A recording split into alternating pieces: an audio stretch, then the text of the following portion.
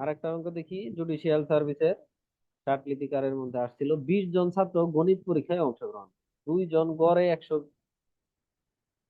গড়ে 60 নাম্বার, 13 জন গড়ে 65 নাম্বার, অবশিষ্ট সকলে গড়ে 55 নাম্বার পেল।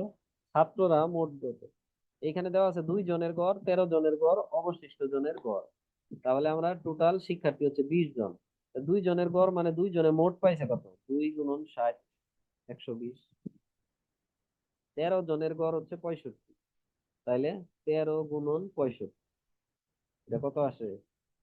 65, 13, 15, 5, 18, 19, 5, 6, 5, 9 বা 14, 4, হাতের হলো 1, 7, 8, 845।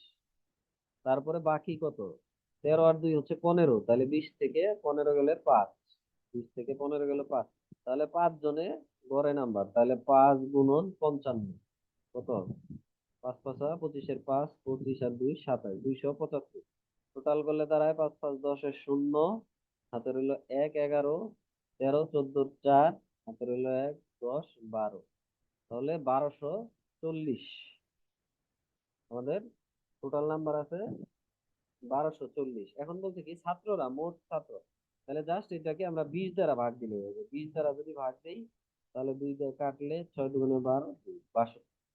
তাহলে গড় ছাত্রদের গড় নাম্বার 62, এটাই answer।